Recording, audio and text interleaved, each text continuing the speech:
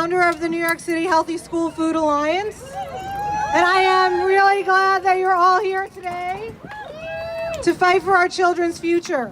I want to thank our partners and our champions, Borough President Eric Adams, Council Member Rafael Espinal, Balanced, Hip Hop is Green, Green Beats, Haley Thomas, and the Happy Organization, the True Health Initiative, and the Courageously Curvy Girls Foundation. Thank you all for everything you do for our children every day. I think we're all here because we care about our children. And quite frankly, our children in New York City are in crisis. 1 in 5 kindergarten children in New York City is obese. 1 in 4 Head Start children. Children as young as 8 years old are on cholesterol lowering and blood pressure lowering medication. And 50% of children under the age of 15 have fatty streaks in their arteries, the first signs of heart disease. In the United States, we spend $1.72 trillion on healthcare costs related to the obesity epidemic. That's 10% of our gross domestic product. But the statistic that stayed with me the longest was the one from the New England Journal of Medicine that showed that this is the first generation of children who may not outlive their parents because of disease related to obesity. Now, you might wonder, what does school food have to do with all of this? Well, actually, it's quite a lot.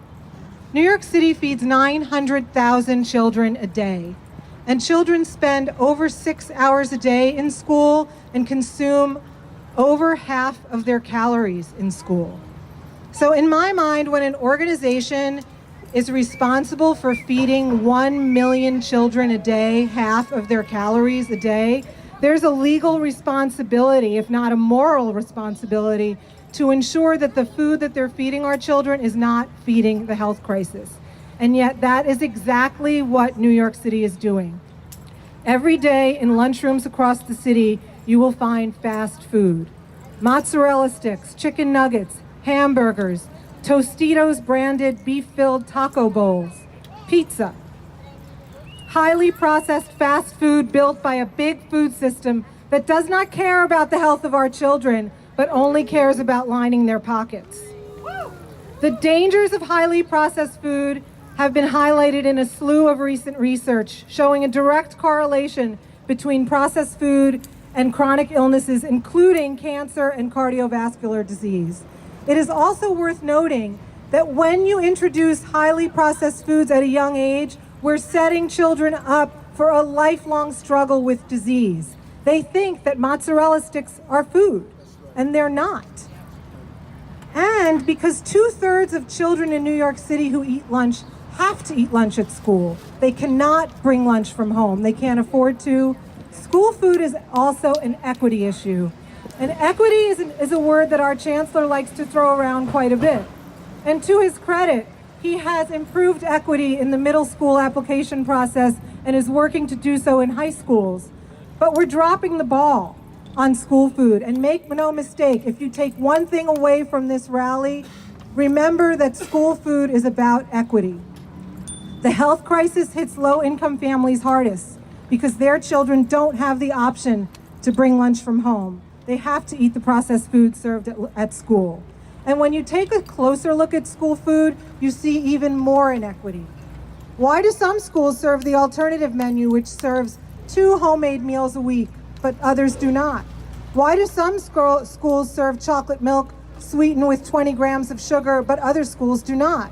Why do some schools have gardens or grow towers where children can learn to grow their food and develop a relationship with the earth, and others do not? Why do some schools offer robust nutrition education so kids can understand the importance of the choices they put in their body, and others do not? And how can any of our children eat their lunches when they only have 6 to 8 minutes to do so? We are setting our children up for a lifelong struggle with diet and disease, instead of giving them the best food toolkit possible. These are the questions that led me to form the New York City Healthy School Food Alliance in October. We are a group of parents, doctors, nutritionists, wellness leaders, activists, and amazing elected officials. We are here today at the first ever March for Healthy School Food to demand that the mayor and Chancellor Carranza seize the opportunity to become leaders in the school food movement and revolutionize the way we feed our children in New York City. Yeah. We can no longer sit back and wait for another generation of children to get sick. The time is now. We must act now.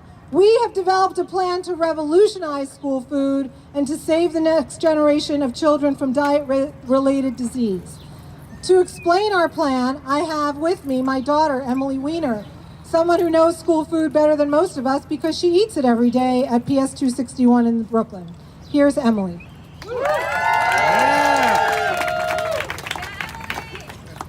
Thank you, Mommy. I'm very excited to be here today. My mom and her team of advocates have come up with a 4-part plan to revolutionize school food and put the health of all children first. First, you have to change the food. We don't want any more fast food. We want real homemade food made from scratch by real people, not factories.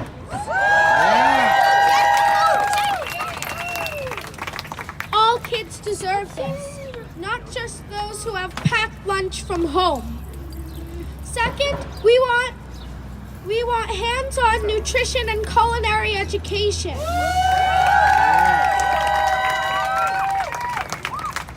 I love the food detective workshop my mom brought into our school from the Beecher Foundation. We learned to make veggie chili and read food labels. I read labels all the time now. I will have that tool with me for my entire life. All kids deserve these tools.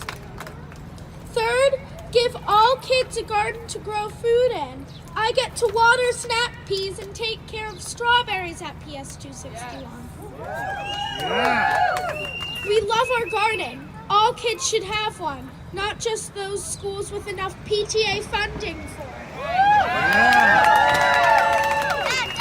The final change is to give us more time to eat our lunches and play at recess. Right now, I never have time to eat my lunch. We're always rushed through recess, which is not long enough.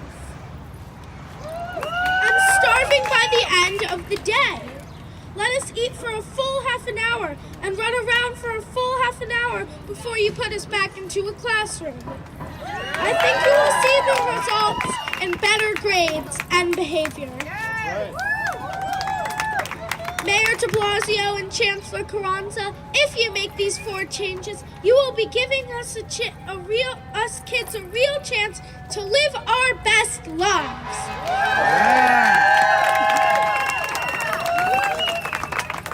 You will be giving us, the next generation, the chance to make us healthy, strong, empowered, and ready to take on the world. Thank you. Now back to my mom. Thank you, Emily. All right, so you heard it from